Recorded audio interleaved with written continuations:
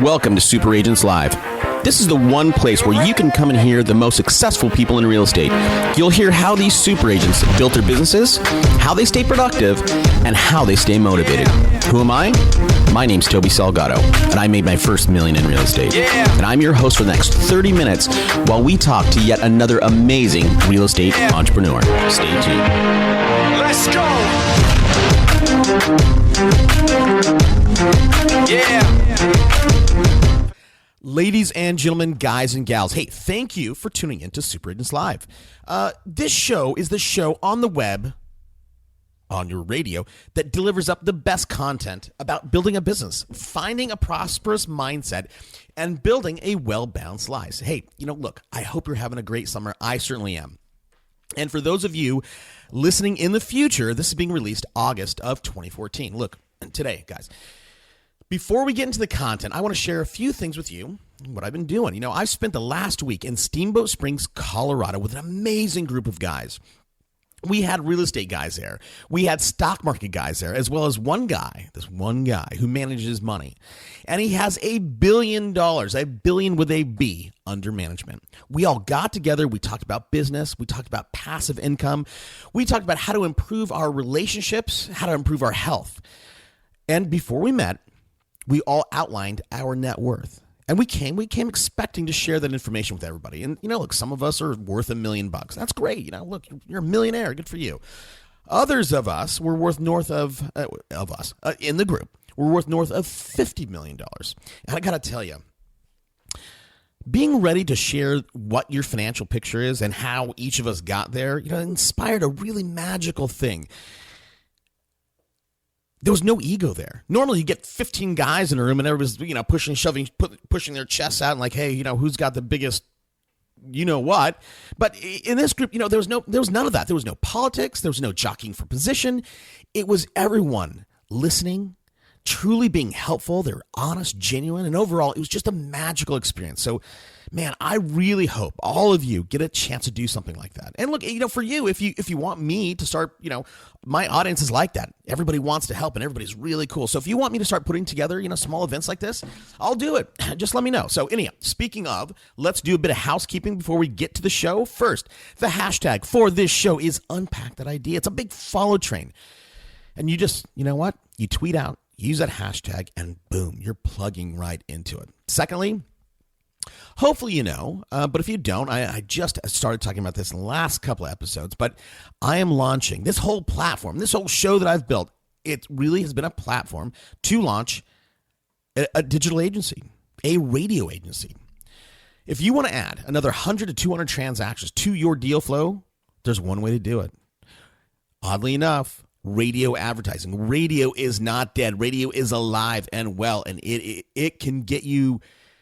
It's literally that's the one thing you can literally flip the switch and deals start coming in. So listen, we know all the tricks I've been building out for the last year. So check out our site, superagentslive.com, if you want to learn more.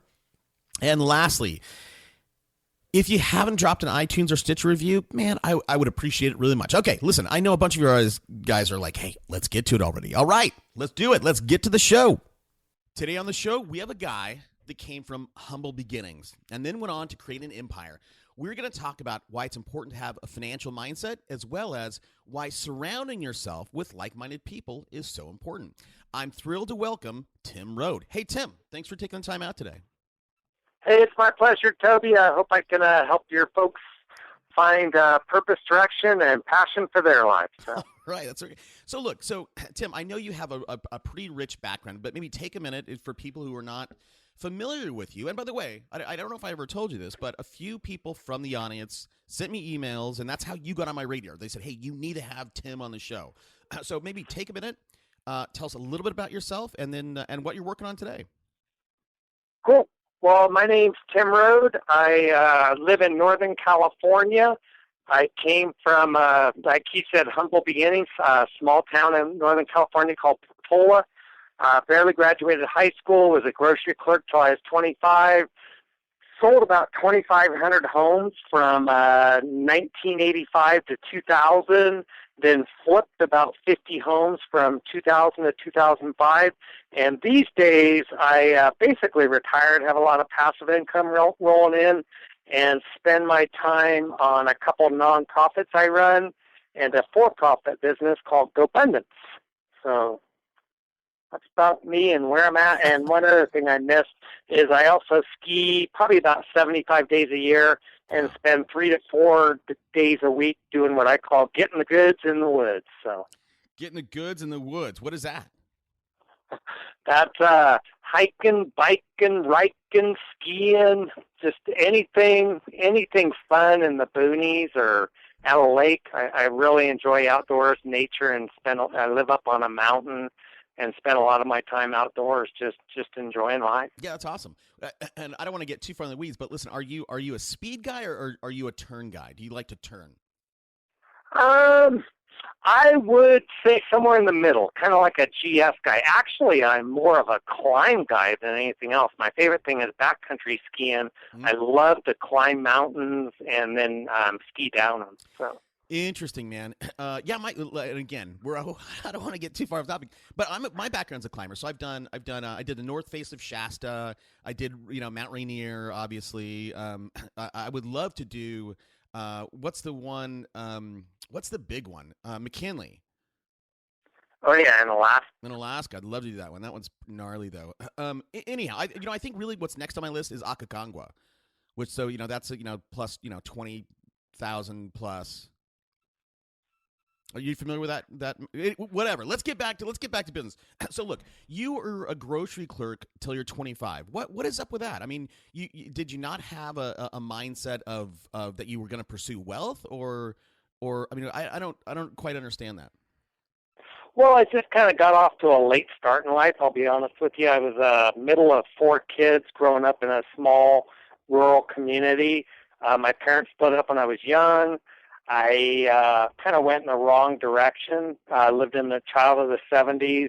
It was kind of like sex, drugs, and rock and roll, and kind of went a little off to the left turn. And then I had 2 small kids around 23, was still a grocery clerk, got my real estate license, sold two homes and listed one my first weekend in real estate at 25, and I knew it was on for me. Wow. I've always had a sales mind and a sales background, found the right vehicle and right time, right place. I was off to the races. That's amazing, man. Your first weekend, you did 3 deals. I mean, you sold 2 and got a listing? Well, I held an open house. I sold it. I listed their house, and I took a buyer out and sold their house. Amazing.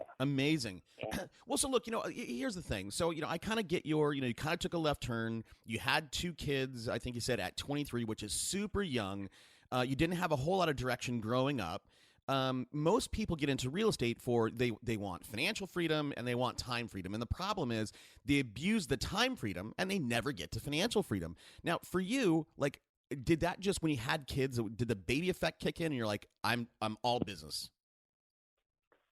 Yeah, I think that's what happened is just having my first son made me realize I need to provide financial security for my family.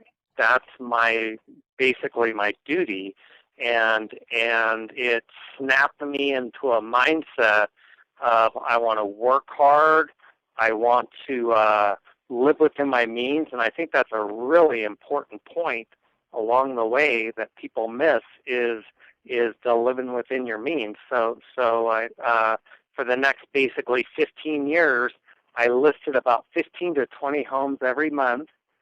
And we still lived like I was a grocery clerk, and we lived way within our means. We did our ABCs, which A is what's coming in per month, B is what's going out per month, and C is what's left to invest, or unfortunately, in many people's case, what's left for debt reduction because of the mistakes they made earlier in life.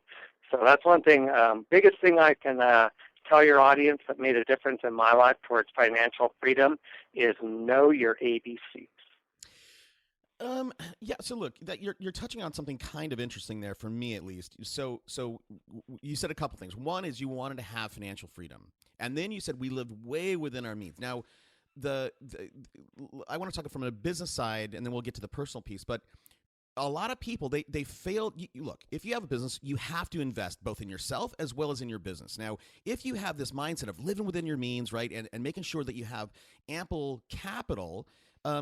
It seems to me that you might have a problem with going out and spending $2,000 a month or five or whatever it is on marketing, right? You have to invest in that. I mean, was that a struggle with you? I mean, how did you get to the 10 to 15 listings a month? Well, you said something that I want to make sure you touch on, Okay. that we touch on, and that's investing in yourself. Yeah. Barely graduated high school. I never went to college. I was too ADD to listen to a professor drone on and on about something that just didn't interest me, and I'm being honest here. But what I did invest in was like things related to where I was, learning all I could about real estate, all I could about sales, all I could about investing. I've over the years spent somewhere around $100,000, maybe more, on my own personal development, and I feel like that was money well spent. As far as spending on marketing, when I first got in the business, I didn't have any money to spend on marketing. I had very little money, and what I did was I worked harder than anybody else. Every single morning, 7 a.m., I cranked up the song "Welcome to the Jungle" by Guns N' Roses, and drove to my office with that just blaring in my ears. And hit the ground running towards what do I have to do today to go list a home.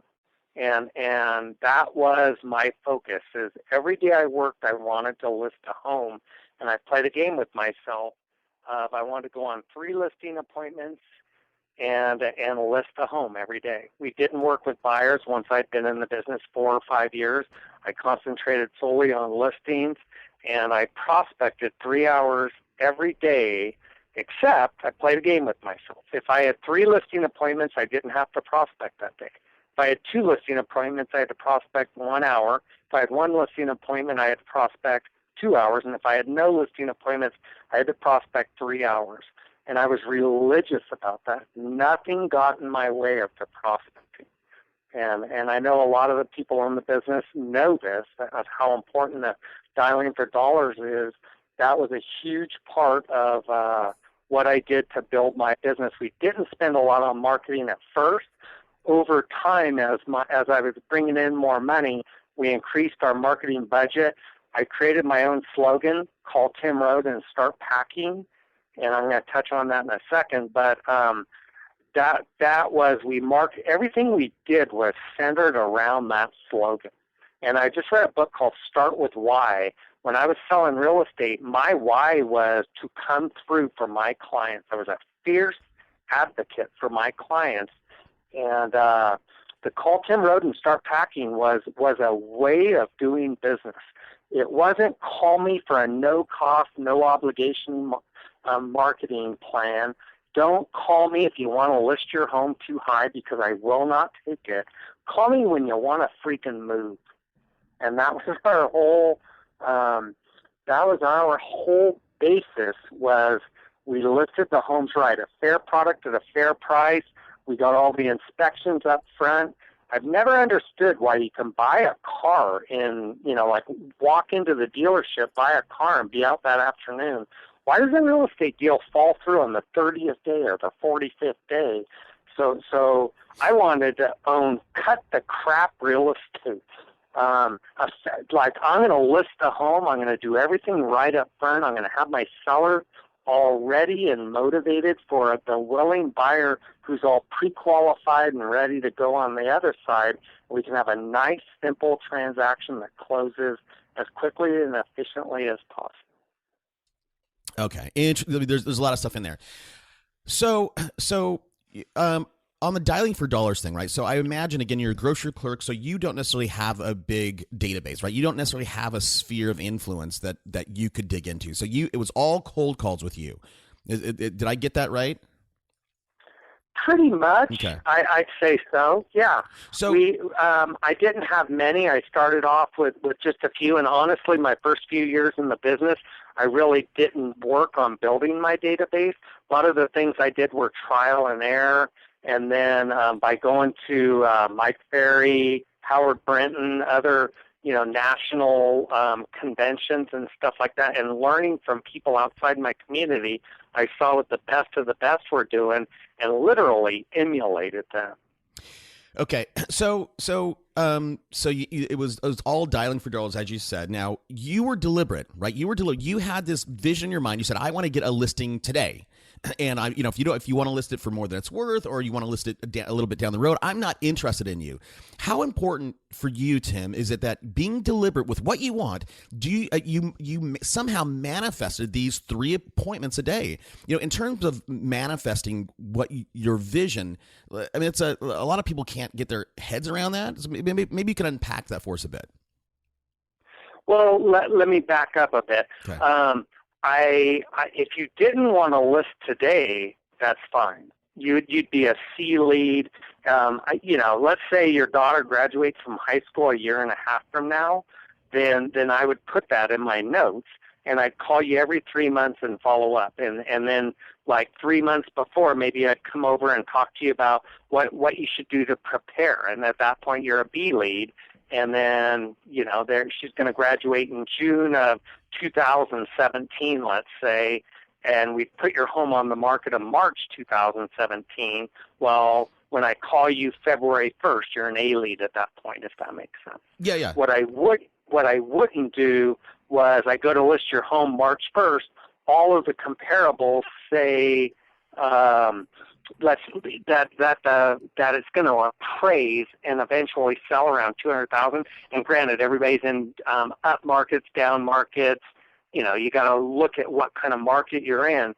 But for the most part, I would not list your home like many will at 250. Right? And let's start there, and we can always go down, but not come up. I didn't play that game. I looked at what's the most I could possibly get for this home, and get it appraised and get the job done for them.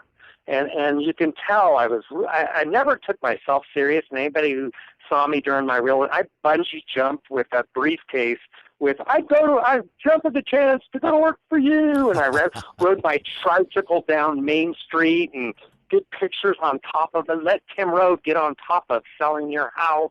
We did all sorts of fun stuff to create an image of a fun-loving, easygoing guy. But as far as getting your home sold and working with others in the community, I was a fierce advocate for my clients, and really looked at, asked a lot of questions for trying to find out exactly what it is they're trying to do, and then took it really serious to come through for it. Okay, no, that's great. I love that. I love that self-promotion. But I want to go back to manifesting this, because I had a guy, I don't know if you know who he is, Thatch Nguyen. Great guy. And his bit was a little bit like yours. His deal was, I want to find somebody, and it wasn't one day or that day, but he said, I want to find somebody who's going to list their house this week. And if you don't want to list your house this week, he actually didn't put him in his database. And his deal is he knocked on 100 doors a day for 10 years. And what he explained to us on the show, he said, when you have that, I want to find someone's going to list their house in the next 7 days. He said, when you look at the crowd, right, your radar, that's who you pick up. And if they don't have that, your radar won't even pick them up. And I'm just wondering if there's something similar with you. And keep in mind, I'm going back 15 years. Got it. Now, Yeah, okay? sure. Okay. Yeah. But you give off a vibe. You give off, and that's what this is all about, is you give off this vibe of I'm busy, I'm hardworking, and most of all, I'm competent. That's what they're looking for, is somebody. I'd go on listing appointments, and I could just feel people take a deep breath and go, finally, someone that knows what they're doing, that is going to take me under their wing and get the job done for me. And where I may be different from, I think you said his name was Thad, is yes, I was looking for a home I could list that day, but I was wise enough to know, you got to work under other people's parameters. And maybe there's somebody out there who wants to list and sell today, but I want to talk to everybody in my community. And even if you notice, I said go on 3 listing appointments and take one. Well, some people say, wow, Tim, that's a lousy spread between how many you go on and how many you take. Well, the thing is I wouldn't mind going on one 6 months, 9 months ahead of time, just to get to know them, just to sit down face to face. And some people may look at that as a time waster. I was in a small community of like 75,000 people. There were 150 agents. And at one point I was doing somewhere like 10 to 15% of the business in town myself. And you can imagine I was getting a lot of flack from the other agents. It's a very competitive business. There were some things said that weren't quite true, as far as, I'm not even going to get into it, but all I wanted to do was meet as many people face to face and look them in the eye and show them how much I cared, how hard I was willing to work for them, and how much of coming through for them was important to me. Right. So, right. And I think that's the vibe that you really gave off, right? That's why you probably were so successful, right? So you outworked everybody. And what you said earlier to me, you said, hey, I wanted to be the advocate for the people that I work with. And I'm sure that you believe that. Your belief was I'm your advocate. I'm on your team. And I think when you I'm saying I think, but I want you to talk about it. When you sat down across from people, I'm sure they felt that. And they're like, you know what? I'm in good hands. Yeah. Tim's my guy. Not only did they feel it, I think one of my secret weapons was a line I'd use. When I go to work for you, I look at it like we're part of a team. We're going to be working together on this. My job is to get as many motivated, qualified buyers to your door. Your job is to have the home stick out over all the competition. Together, we're going to set the right price for your home. But what I'm going to do for you is take you under my wing and make sure as best I can that all these details in the transaction all work out so we can get you happily moved within your time frame, accomplishing everything for you. So in other words, the key to that was it's kind of like it's you and I against the market. Right. And it sounds like you were also kind of a coach for these people, right? I'm going to guide you through the process. You mentioned earlier, and I'm talking to the audience really quickly. So Tim mentioned earlier a book his last book, it was Start With Why. And if you're not familiar with that, it's by a guy named Simon Sinek. And you should today, right now, once you get done listening to Tim, go Google Simon Sinek, Start With Why. There's a great TED Talk that you should listen to. Now, I bring that up, and I kind of came back to that, Tim, because you talked about your why. You knew your why and your purpose, right? You were purposeful and deliberate, and that is the thing that you said was really helpful. But can you talk to us a little bit about why people should find their why and how to go about doing it? Well, so first let me give you a belief I have. Okay. One of my mentors, Dr. Fred Gross, and I'm sure a lot of you are shaking your head smiling right now if you know Dr. Fred, Grosse. Google him also. He's one of David Osborne, Pat Hyben's, and I personal mentors. And Dr. Gross taught us this concept of multiple incarnations in life. And there's some of you out there who are 50, 60, 70, listening to this, still selling real estate and very happy that you're still selling real estate.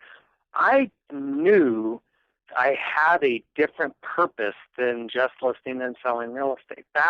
Probably hit me around 30 years old. The question that comes through my head, why are you doing this? Why are you working so hard? What's this all about? What's your big why, Toby? That's what we're talking about. So for me, it was, I don't want to do this forever. I had a few goals in my mind. I wanted to be a millionaire by the time I was 40, and I wanted also by the time I was 40 to have the option to do something else if I chose to. And that was my big why, was I'm going to, so here I am. It's kind of like a race.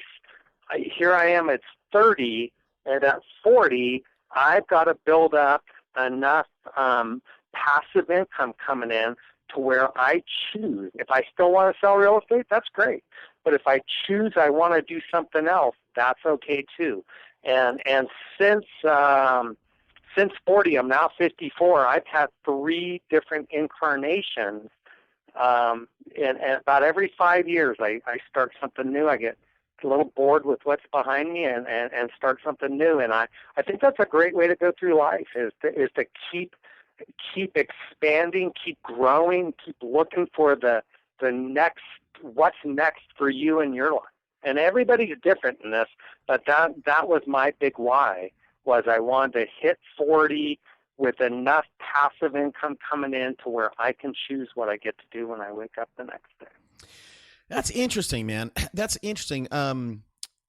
Number one, I'm sure you know today that shooting for $1 million net worth or even $1 million in cash by 40, that wasn't a big enough goal for you.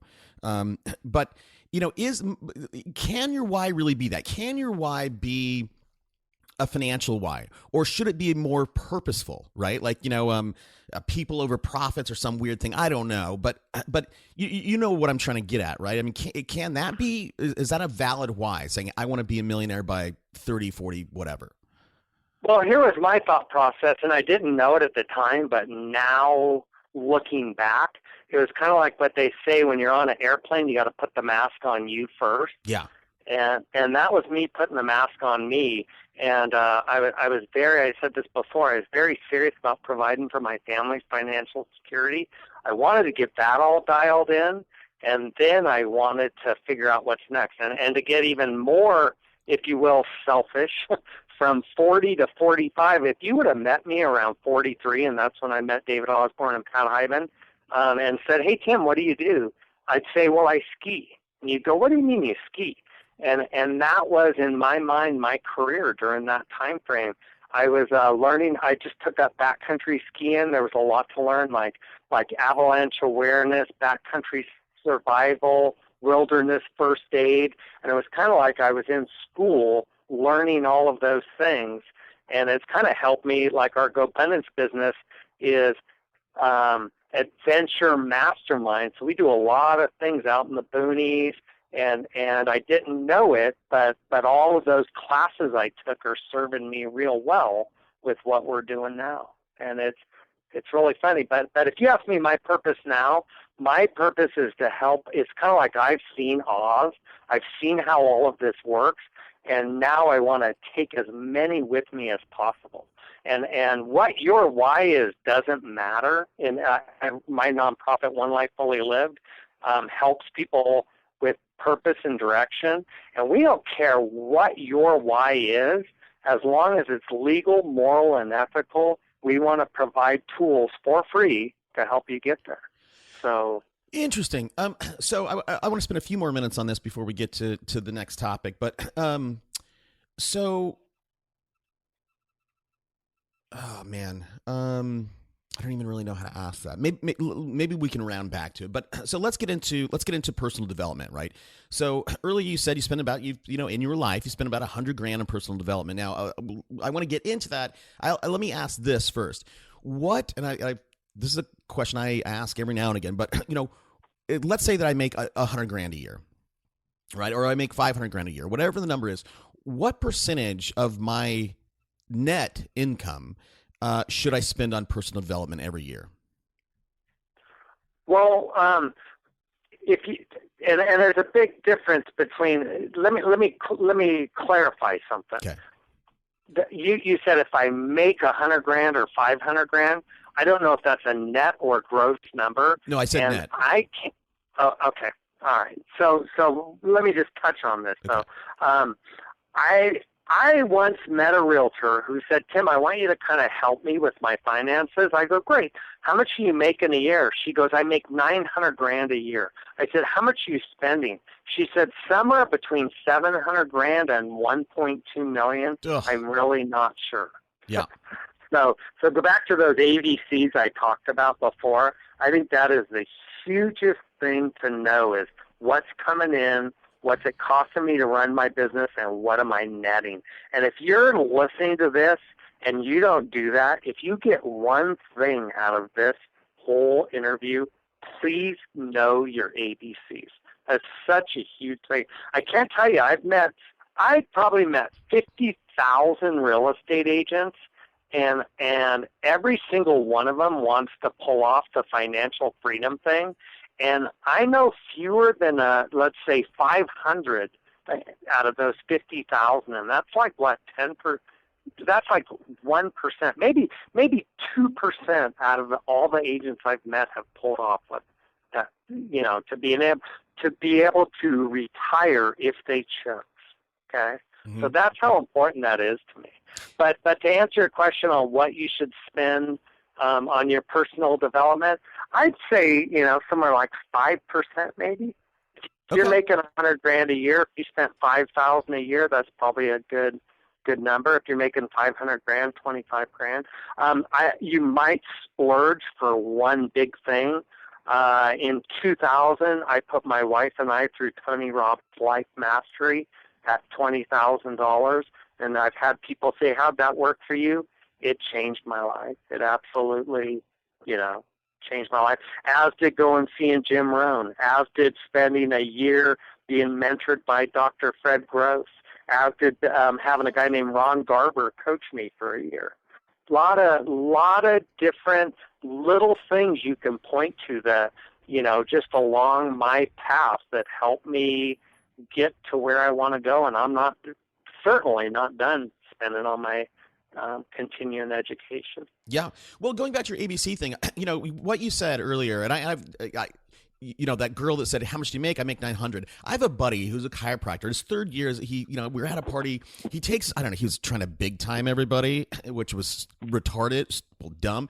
So he takes out his wallet, throws it on the thing. He's like, "Man, I made $600,000 last year, and I'm not happy." And I'm like, "Hold on a second," because at that time I was netting like $600,000. I'm like, "I know how you live. You're not making $600,000." I'm like, "Help me understand that."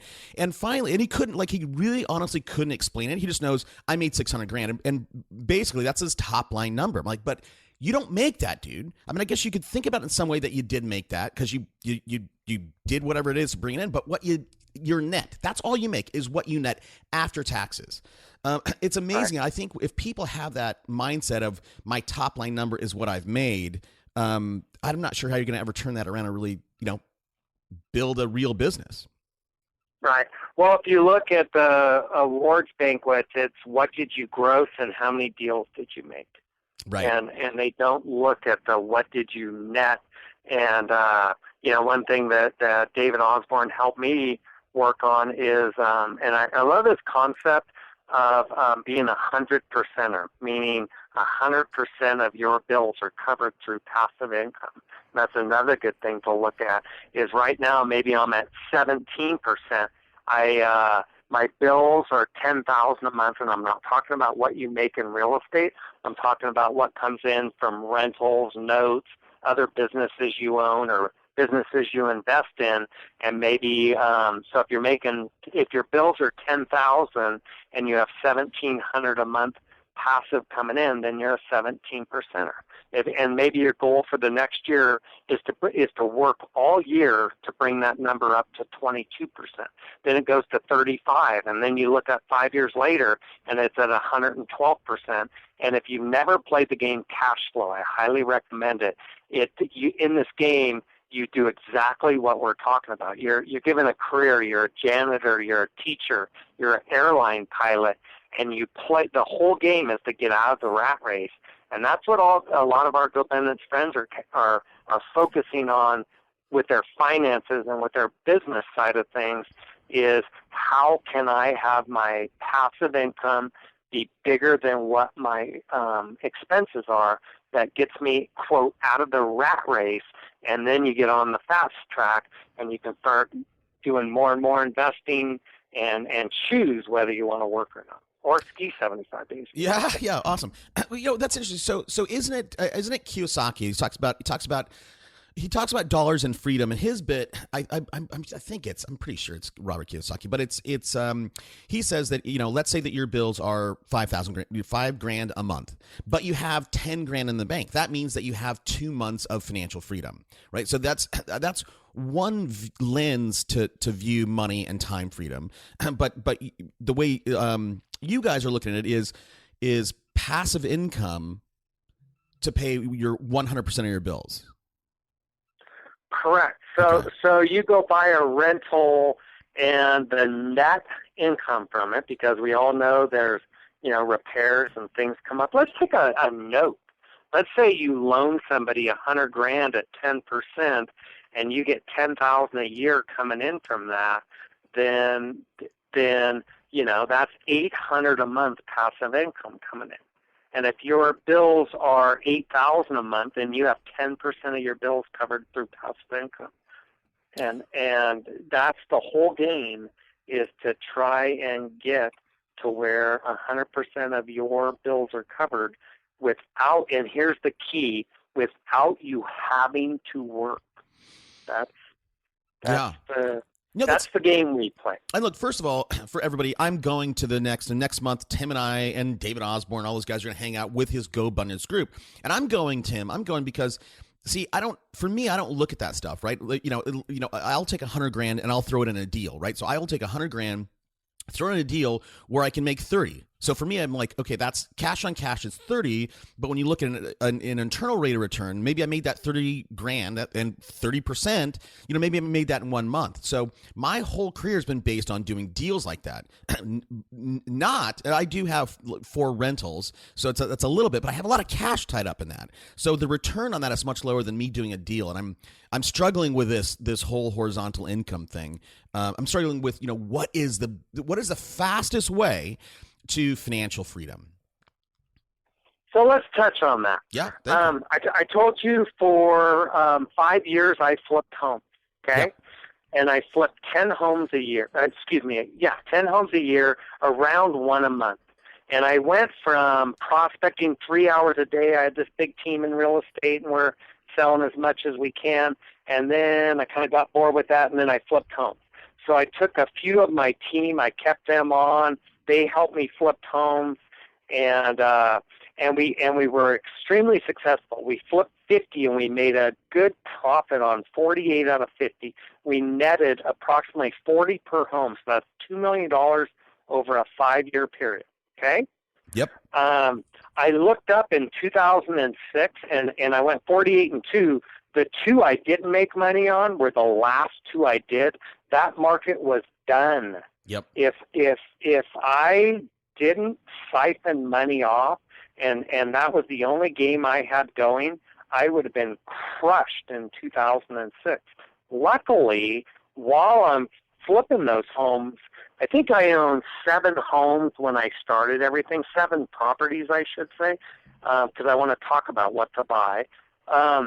I owned, when I sold everything in 2005 and moved up to the mountains, I had acquired 10 more properties during that flipping period.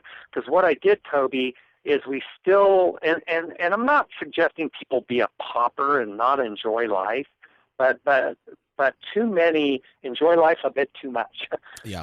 And instead of taking that $30,000 per deal you talked about, or the 40 I was making per mine, we would buy like 3 or 4 rental properties and duplexes and land in the path of growth and other properties that I could siphon off and put to work for me, to where you don't have to work if you don't choose. And you talked about horizontal income. This is a term David Osborne came up with. Everybody wants a bigger paycheck. That's vertical income, 1 paycheck bigger.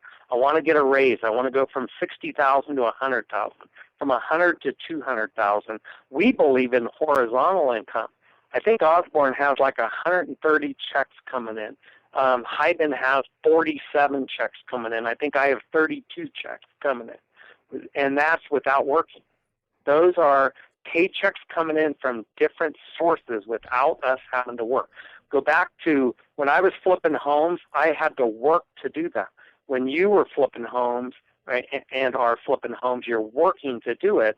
Those are earned income versus passive income. Mm-hmm. If somebody else is flipping the home and you're investing in their project, that's passive. Okay, so I want to touch on one more thing along those lines. The things I bought were that I think helped me the most is land in the path of growth. That was something that really what's the word, turbocharged my financial getting somewhere. As an example, I bought a home off somebody for like I think I paid them $10,000, took over their loan, and a year later our market had increased a lot, and I sold that. It was about a year and a half later, and this is in Cali in the mid 2000s. It went up about $120,000, and I exchanged that property into a piece of land in the path of growth with an old house on it. And I took that 120 and put it down for on a 360 purchase. And 2 years later, that piece of land had appreciated from 360 to $1,080,000. Nice. So the $10,000 that went into the $120,000 that sold for $1,080,000 is now a building I own leased to AutoZone in Knoxville, Tennessee, and it brings me in $8,000 a month. So I took $10,000 and in 2 moves turned it into $8,000 a month with a 20-year lease on it, with a quality triple net tenant. You know that I'm not fixing their roofs. I'm not. Right. Yeah. The AC goes out, it's on them. Look, I mean, those I love to hear. I mean, we all, if you have spent time investing, those are kind of the unicorns, right? Those are few and far between. I mean, I love the story, but I understand your point. Let me ask about passive income for a second. So, I go and live. If I'm going to flip a house, I have to find the deal. Takes time, energy. I have to fix it up, and then I have to put it for sale, right? I'm earning whatever income I make off that. You said earlier, Tim, you said, okay, maybe you just invest in somebody else's deal, right? Whatever that is, right? You throw some money in, and then when you get paid, and Hyben calls it, at least he did on my show, he called it mailbox money. And I love that term, mailbox money, right? But what about risk? If I'm having when I have lost money on deals, it has been on those deals that were more passive than me being very involved. I totally agree with that. As much as you can to alleviate the risk, you're never going to minimize the risk. You're never going to totally get rid of it. Here's some things I highly recommend you do. First of all, as much as you can, invest in your own area if that's all possible. Yep. Second, you've heard the term, and I know a lot of the people listening are in the real estate business. You've heard them say, well, it's not fair. The realtors see all the best deals first. Well, absolutely correct. And when I was in the trenches listing and selling real estate, I got lucky a number of times. You talked about a unicorn. I totally disagree with that statement, Toby. Okay. And here's a few things that why I do. If you're in the trenches and you're an expert in your market and you know what's going on and you're paying attention and your reticular activators are fully awake, you're going to come across stuff. And if you have in your mind, I am an investor. I'm not just listing and selling real estate. This is a huge point. Mm-hmm. You see yourself as an investor. You're wide open to opportunities. Let me give you an example. An agent walked in to our office, and I was never in a private office. I was always right out in the middle of everything. And one agent is presenting a counteroffer to another agent and says, hey, by the way, I just listed 8 units out on Frisbee. Boom! My reticular activators immediately wake up. I go, what you got? He goes, oh, it's 8 units for $269. I just go, bargain. I go, have you put it on MLS? No, it's going on later today. What's the address? He gives me the address. I drive out there. little pushy, knock on somebody's door. Hey, do you mind if I come through? Oh, gee, blah, blah, blah. Here's $20. Let me walk through your unit. I walk through their unit. I can just see, because I'm an expert in the market, I know prices, I know value. This thing's listed $100,000 under value in a hot rising market. I call the other agent. I go, hey, don't put it on MLS. I want to present with you my full price, all cash, close in 30 days, as is offer. I buy it for $269. I sell it a year and a half later for like $475.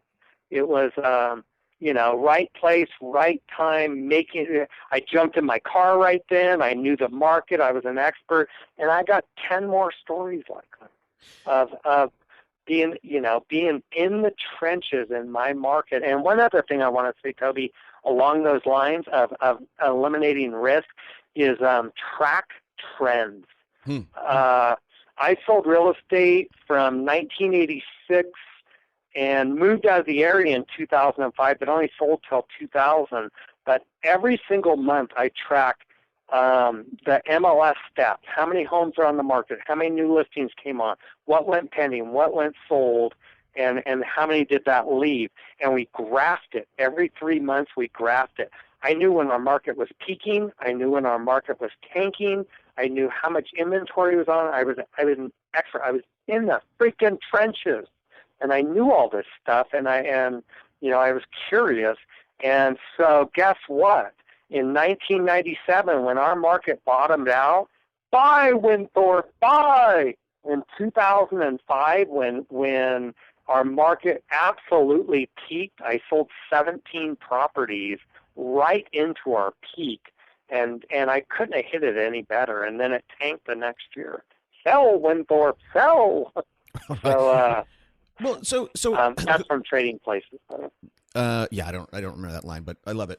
So you said a couple important things. Right? You disagree that those were unicorns because I want to make a couple points. One, on the deal that you bought that you ended up selling for like $460, that was undervalued, and when you make money is when you buy it. It's not when you sell it, right? I mean, you can buy something and hope for that appreciation, but really you want to buy something. You want to make money the day you buy it. Now, for you, I think one of the important things that you touched on, you said, you really talked about mindset, because you said, you have to see yourself as an investor. You always have to have your reticular, right? You have to have opportunity awareness, and then you have to jump. Can you talk about the mindset a bit, Tim? Sure. Well, and something you said brought up something I did as far as you make money when you buy. Yeah. When I decided I'm going to be an investor, I did two things. Number one, I wrote, Tim is now an investor plan. And every time I've done a new incarnation, I've kind of planned it all out. And this is Tony Robbins planning. What's my outcome? What's my purpose? What's my action plan? Where am I going to find the deals? Where am I going to find the money? I laid all of that out, okay? And that was one big thing. The second thing I did is, well, how are you going to do this? So where am I going to find the deals? Think of if you're in a boat and you want to catch fish, you're best to have a fish finder. Where are the fish? So we looked at sources in a system. I call them fishing lines in the water. We had 13 different sources to find deals, and we worked every one of those sources. Okay. And that's what our thing was. And you got to go with the premise. Out of 100 sellers, 98% of them want top dollar. Real world, and you can't blame them. When we sell, we want top dollar. 2% don't care about top dollar, just want the darn thing done. And that was my shtick was, and by the way, for the first 15 years in the business, I wanted to list and sell real estate, and then we absolutely cut that off. And I want to touch on something with that in a minute about Pat Hyden versus Tim Rhode. So I cut that off. I just basically dropped my real estate business. I went from listing 15 to 20 homes a month to nothing within like 2 years. It was amazing how fast all that dried up because I chose to. But so when we went to we transitioned to, I don't want to list and sell your home, I just want to buy your home.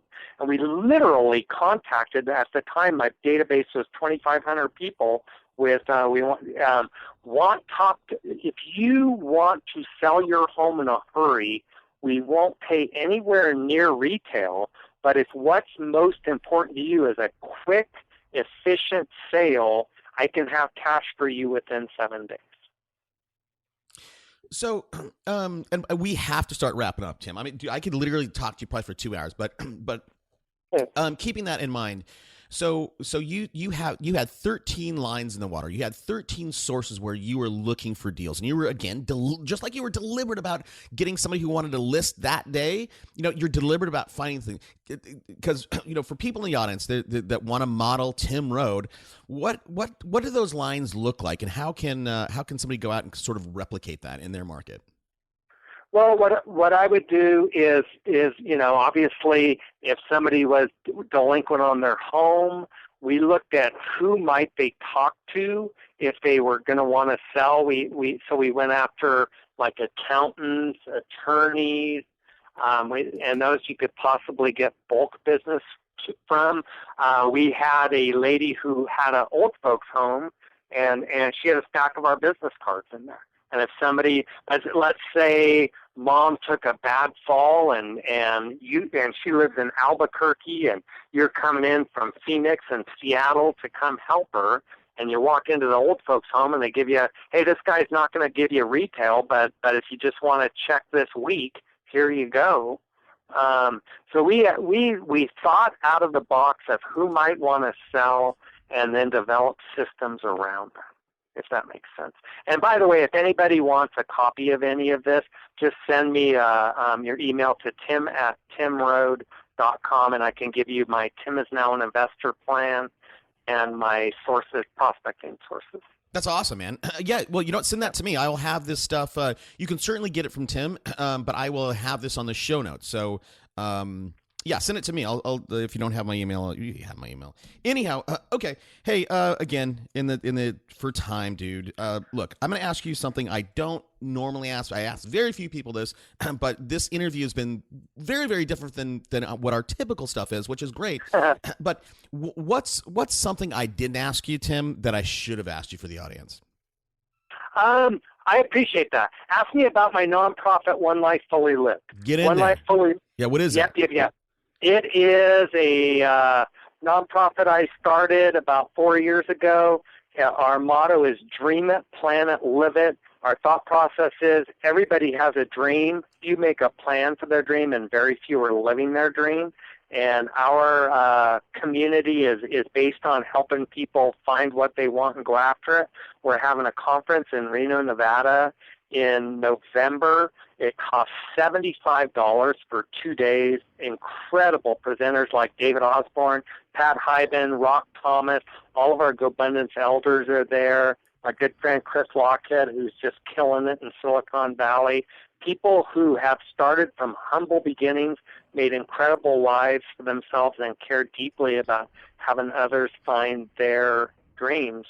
And it costs $75 for 2 days. And the reason we have it so cheap is so you will jump on a plane and come join us in Reno, Nevada in November.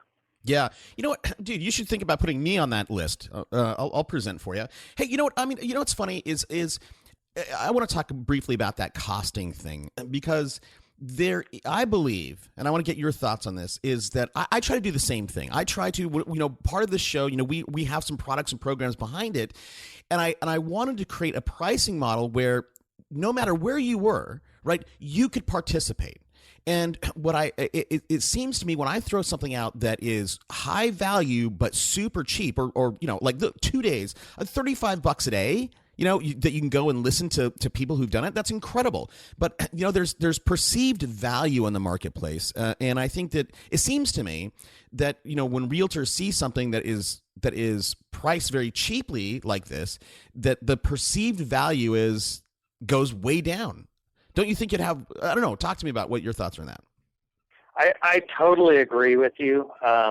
If we charged, $500 a day, which is more what this is worth and more in line with what somebody would normally charge, people would get a much more perceived value out of it.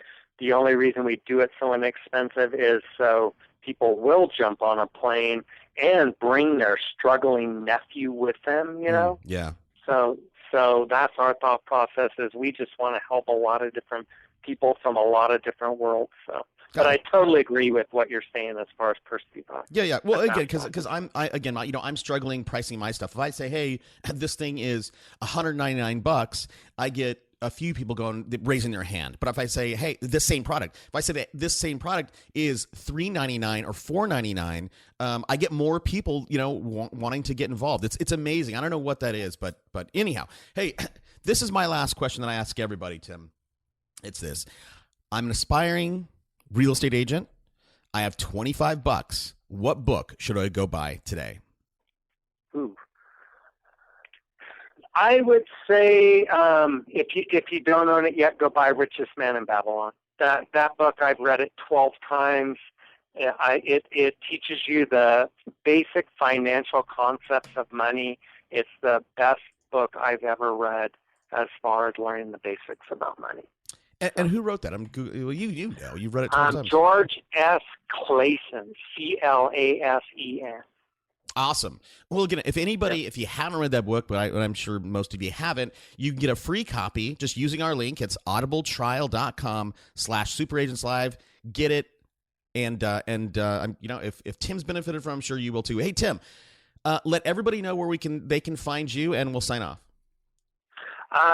You can find me at Tim@TimRhode, RHODE.com. That's Tim@TimRhode.com. Hey, Toby, this has been a pleasure. I hope you people got a lot of good things out of it, and appreciate you having me on, man. Yeah, no problems. And look, everybody, if you've enjoyed your time here with Tim, reach out to him and say thank you. I say thank you at the end of every episode. And again, if you get value out of this, look. Everybody loves it, right? And even David Osborne, man, he blew up Twitter for a while, and it's weird. His episode goes on like spurts, like all of a sudden he'll get four, because everybody's copies me on it, right? 4 or 5 tweets a day, and then it goes dark, and then so anyhow, reach out to Tim, say thanks. Tim, thanks, bud, appreciate it. Looking forward to seeing you next month. Oh yeah, we're gonna have fun in Steamboat with Go Abundance. Boom. All right, see you, bud. Bye bye. Let's go. Yeah. For those of you that want to know what we're all about, it's like this, y'all. This is 10% luck, 20% skill, 15% concentrated